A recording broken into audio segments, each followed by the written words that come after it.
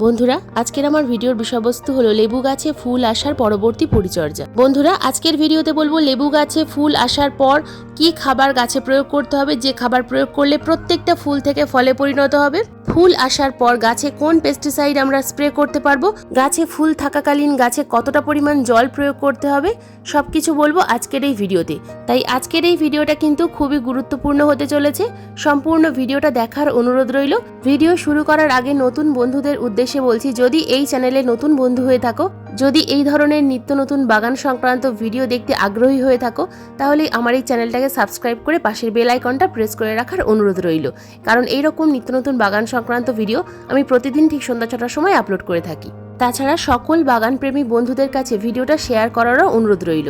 বন্ধুরা, আজকের এই ভিডিওটা কিন্তু খুবই গুরুত্বপূর্ণ হতে চলেছে, তাই একটু স্কিপ না করে সম্পূর্ণ দেখতে থাকো। নমস্কার, আমি লাবণী। আমার বাগানে তোমাদের সবাইকে জানাই স্বাগত। বন্ধুরা, প্রতি মাস অনুযায়ী আমি কিন্তু লেবু গাছের পরিচর্যার ভিডিও দিয়ে থাকি। তোমরা যদি আমার চ্যানেলের আগের ভিডিওগুলো দেখে পরিচর্যা করে থাকো, গাছে যদি খাবার প্রয়োগ করে থাকো, তাহলে এতদিনে নিশ্চয়ই তোমাদের বাগানের প্রত্যেকটা লেবু গাছে ফুল এসে যাওয়ার কথা। লেবু গাছে অগণিত ফুল আনার জন্য কয়েকটা টিপসের কথা কিন্তু আগের ভিডিওগুলোতে আমি বলেছিলাম। তো এবার যেহেতু গাছে ফুল এসে গেছে, এবার আবারও কয়েকটা টিপসের কথা বলবো। কারণ সব সময় শুধু খাবার প্রয়োগ করলেই যে গাছে প্রচুর পরিমাণে ফুল ফল আসে তা কিন্তু নয়। গাছে প্রচুর পরিমাণে ফুল ফল আনতে গেলে কয়েকটা টিপসও কিন্তু আমাদের জানা দরকার। তো প্রথমেই বলবো টিপস নাম্বার 1। বন্ধুরা, বাগানের যে সমস্ত লেবু গাছে ফুল এসে গেছে, প্রত্যেকটা লেবু গাছকে কিন্তু এখন একেবারে ফুল সানলাইটের মধ্যে রাখতে হবে। এর আগেও আমি বলেছিলাম ফুল সানলাইটের মধ্যে রাখতে হবে, তার কারণ লেবু গাছ সূর্যালোক ভীষণ পছন্দ করে। ছায়া জায়গায় লেবু গাছে কিছুতেই ফুল আসতে চায় না। লেবু গাছ যদি প্রপার সূর্যালোক না পায়, তাহলে লেবু গাছে কখনোই ফুল ফল আসবে না। যদিও বা দুটো একটা ফুল আসে, সেই ফুল কিন্তু ফলে পরিণত হবে না। তাছাড়া শুধুমাত্র সূর্যালোক নয়, যেখানে আলো বাতাস থাকে, আলো বাতাস যুক্ত খোলামেলা জায়গায় লেবু গাছ থাকলে তবেই কিন্তু লেবু গাছে প্রচুর পরিমাণে ফুল আসবে, আর সেই ফুলগুলো কিন্তু সহজে ঝরে যাবে না। এবার বলবো টিপস নাম্বার 2। টিপস নাম্বার 2 হলো গাছে আমরা জল কতটা পরিমাণ প্রয়োগ করব।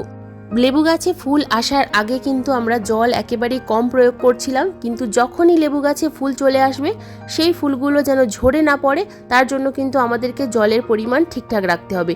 টবের মিডিয়া সব সময় ময়েশ্চার রাখতে হবে। কখনোই যেন টবের মিডিয়া একেবারে শক্ত হয়ে জমাট বেঁধে না যায়, টবের মিডিয়া যেন ফেটে না যায়। তো জলের পরিমাণটা আমাদেরকে কিন্তু একটু বুঝে বুঝে প্রয়োগ করতে হবে। সকালবেলা যদি আজকের জল দাও, তাহলে আগামীকাল আবার জল প্রয়োগ করতে হবে, যেন একেবারে শুকিয়ে কখনো না যায়। মাটির মধ্যে যেন সব সময় একটা হালকা ময়েশ্চার থাকে। আবার এতটা পরিমাণ জল দেবে না যেন গাছে অতিরিক্ত জল হয়ে যায়। টবের মিডিয়াতে অতিরিক্ত জল হয়ে গেলে, যদি ড্রেনেজ হোল ঠিকঠাক না থাকে, তাহলে কিন্তু গাছের ডালে ডাইব্যাক হয়ে যাবে, ডাল শুকিয়ে যেতে শুরু করবে, ফুল তো ঝরে যাবেই, তার সাথে সাথে গাছের পাতাও কিন্তু ঝরে যাবে। তাই লেবু গাছের মিডিয়া বানানোটাই হলো কিন্তু আসল। লেবু গাছের মিডিয়া কিভাবে তৈরি করতে হবে, কিভাবে লেবু গাছ প্রতিস্থাপন করতে হবে, সেই নিয়ে কিন্তু আমার চ্যানেলে অলরেডি ভিডিও দেওয়া আছে। এবার আসি টিপস নাম্বার 3। বন্ধুরা, গাছে ফুল আসার সাথে সাথে গাছে কিন্তু এবার কচি কচি পাতাও আসবে।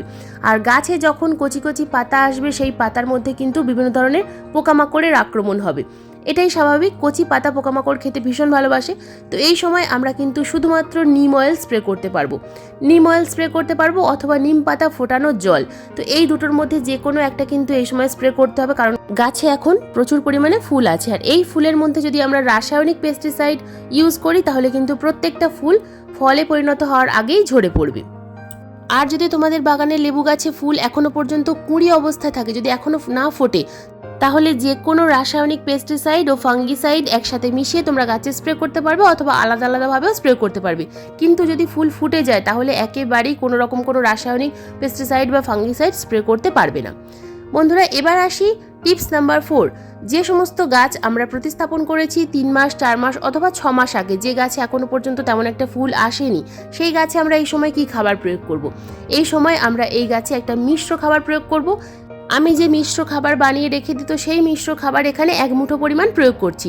যদি তোমাদের কাছে মিশ্র খাবার না থাকে, সেক্ষেত্রে তোমরা কিন্তু 100 গ্রাম কম্পোস্ট, তার সাথে 1 চামচ হাড় গুঁড়ো, 1 চামচ শিংকুচি, 1 চামচ নিমখোল, 1 চামচ লেদার মিল, 1 চামচ বায়ো পটাশ অথবা 3 চামচ পাকা কলার খোসার গুঁড়ো, 1 চামচ হলুদ গুঁড়ো, 1 চামচ সরিষার খোলের গুঁড়ো, এই প্রত্যেকটা উপাদান খুব ভালোভাবে মিশিয়ে নিয়ে তোমরা গাছে প্রয়োগ করতে পারবে।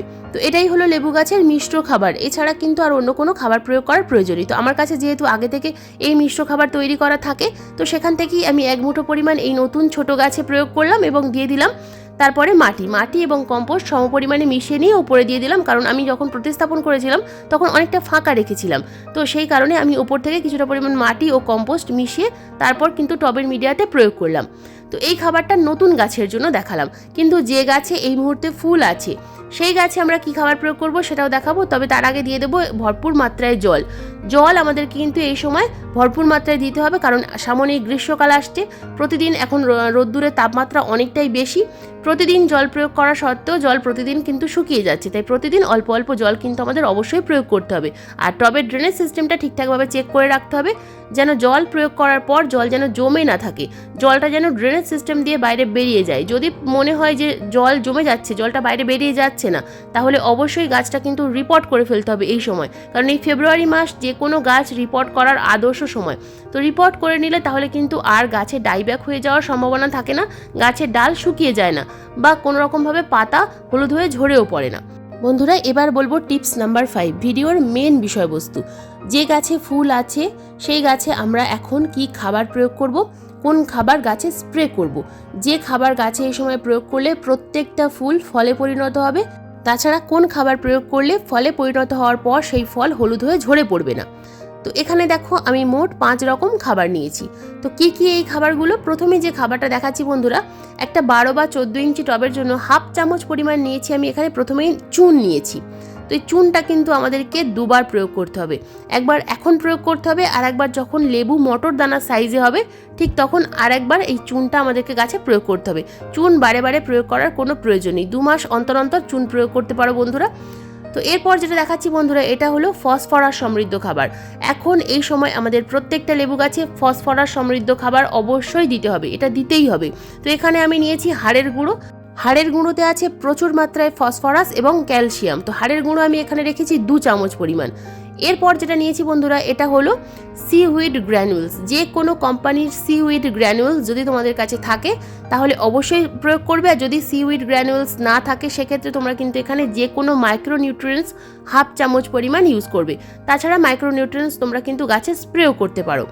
তো মাইক্রোনিউট্রিয়েন্টস বা সিউইড, আমি এখানে সিউইড নিয়েছি 1 চামচ পরিমাণ, মাইক্রোনিউট্রিয়েন্টস হলে 1/2 চামচ নেবে।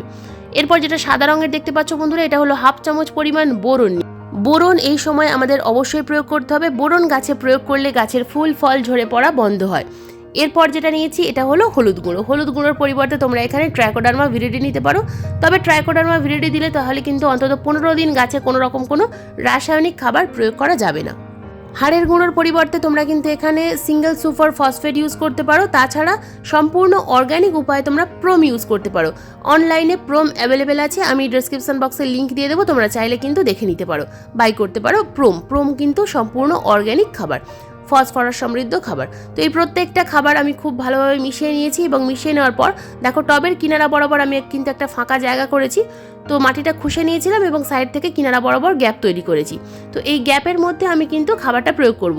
যে কোনো খাবার কখনোই কিন্তু টবের মিডিয়াতে একেবারে গাছের গোড়ায় প্রয়োগ করবে না, সব সময় কিনারা বরাবর প্রয়োগ করার চেষ্টা করবে।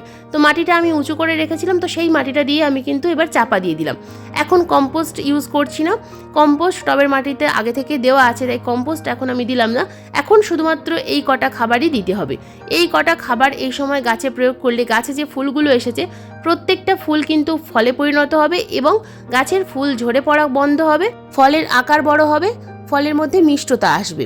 তো এই খাবারগুলো অবশ্যই আমাদের প্রয়োগ করতে হবে, এবং খাবার প্রয়োগ করার পর দিয়ে দিতে হবে ভরপুর মাত্রায় জল। যেহেতু আমি খাবার প্রয়োগ করব সেই কারণে আমি গতকাল টবের মিডিয়াতে কোনো রকম কোনো জল প্রয়োগ করা হয়নি, তাই আজকের কিন্তু খাবার প্রয়োগ করার পর ভরপুর মাত্রায় আমি জল দিয়ে দিলাম। টবের মিডিয়া কিন্তু একেবারেই শুকনো রাখা যাবে না, প্রথমেই বলেছি, আবার অতিরিক্ত কাদা কাদাও রাখা যাবে না, তাই সব সময় টবের মিডিয়াটা চেক করে তবেই কিন্তু জল প্রয়োগ করতে হবে।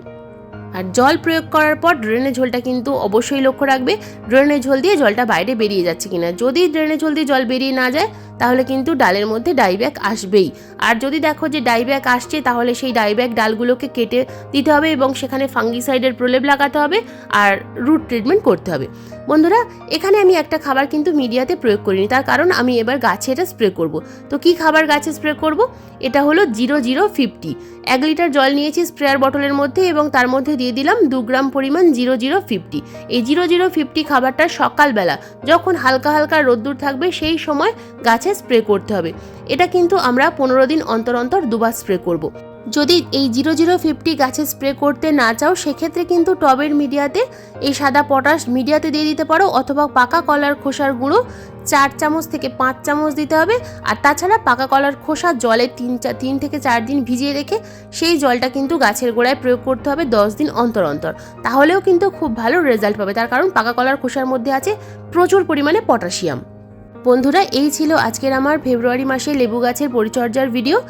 আজকের এই ভিডিও কেমন লাগলো অবশ্যই কমেন্ট করে জানাবে। যদি ভিডিও সংক্রান্ত কোনো প্রশ্ন থাকে অবশ্যই কমেন্ট বক্সে কমেন্ট করবে, আমি যথাযথ উত্তর দেওয়ার চেষ্টা করব।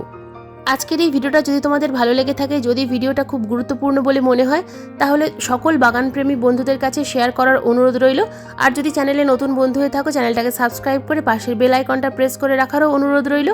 যদি ভিডিওটা ভালো লেগে থাকে তো প্লিজ একটা লাইক করো, শেয়ার করো, সাবস্ক্রাইব করো। আর এইরকম নিত্য নতুন বাগান সংক্রান্ত ভিডিও দেখার জন্য আমার এই চ্যানেলটিকে সাবস্ক্রাইব করে রেখো। তো আজকের এই ভিডিওটা সম্পূর্ণ মনোযোগ দিয়ে দেখার জন্য তোমাদের সবাইকে জানাই অসংখ্য অসংখ্য ধন্যবাদ।